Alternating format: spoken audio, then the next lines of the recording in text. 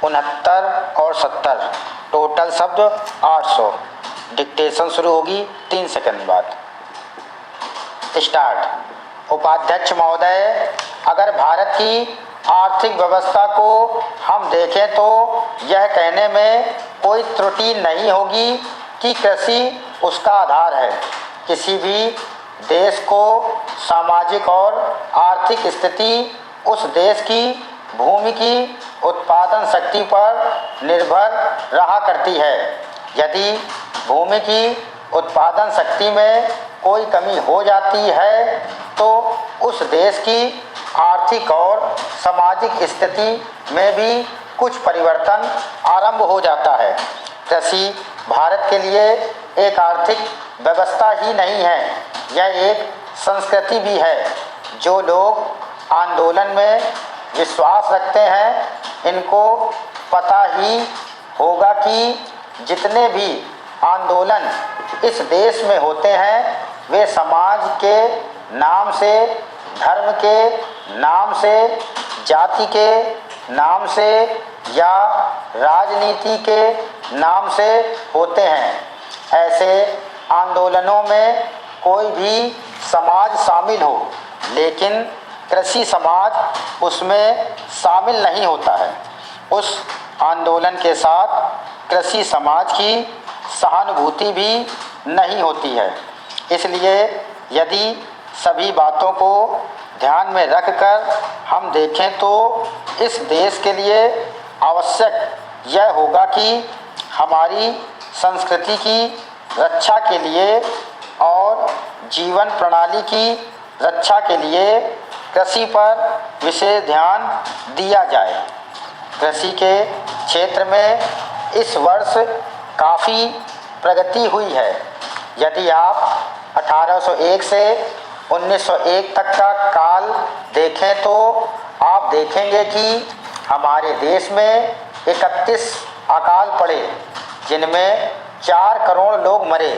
लेकिन आज हमारे खाद्य मंत्रालय ने 100 रुपये मन के भाव पर गेहूं खरीदकर एक भी आदमी को मरने नहीं दिया। इसके लिए हमारा खाद्य मंत्रालय बधाई का पात्र है। एक बात मैं विशेष रूप से इस अवसर पर कहना चाहता हूँ।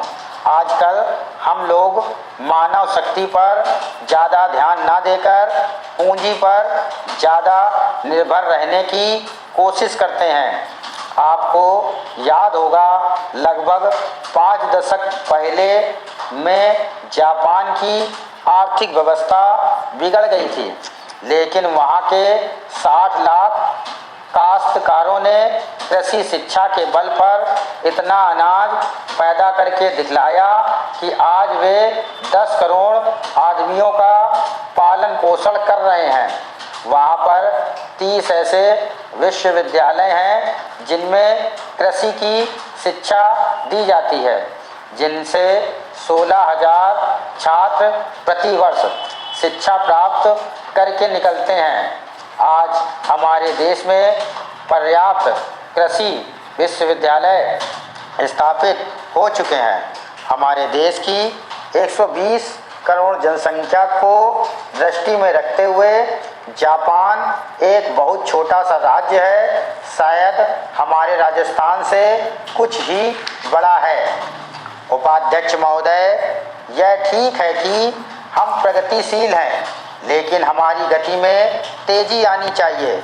श्रम की तरफ हमारा अधिक ध्यान जाना चाहिए।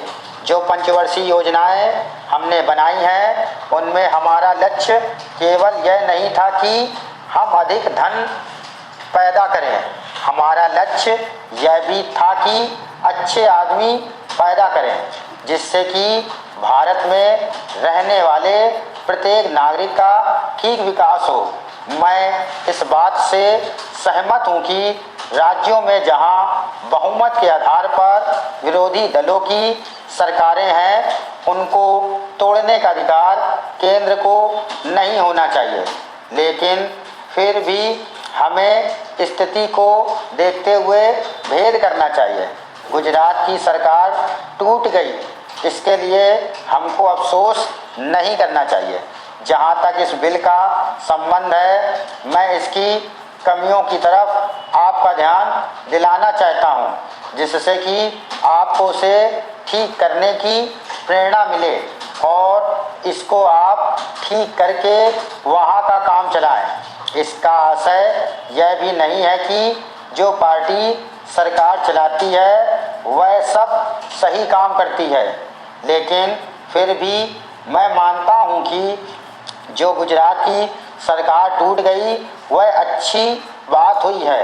गुजरात के लिए आपने संसद सदस्यों की जो समिति बनाई है वह एक ठीक कदम है, लेकिन इस बात का आश्वासन भी आपको देना चाहिए कि राज्य और जिला स्तर पर जो समितियां आप बनाने जा रहे हैं उनको सर्वदलीय बनाएंगे, ताकि जनता की जो कठिनाइयां हैं वे आपके सामने प्रत्यक्ष रूप से आ सके और उनकी भावना के अनुसार वहां पर कुछ काम हो सके। अगर ऐसी व्यवस्था नहीं होगी और बाहर के लोगों को आप उन समितियों में रखेंगे जिनको गुजरात की समस्याओं का कुछ भी ज्ञान नहीं है, तो परिणाम यह होगा कि आप गुजरात की समस्याओं को हल नहीं कर सकेंगे। इसलिए मैं सुझाव देना चाहता हूं कि आप इसमें ऐसी कानूनी व्यवस्था करें जिससे विभिन्न स्तरों पर सर्वदलीय समितियां बनाई जा सकें और उनके माध्यम से सरकार के सामने सुझाव आए कि वहां पर किस तरह से काम होना चाहिए। गुजरात औद्योगिक मामलों में अन्य राज्यों से थोड़ा भिन्न है, फिर भी वहाँ की स्थिति यह है कि आज भी प्रति व्यक्ति आय 300 रुपये से अधिक नहीं है।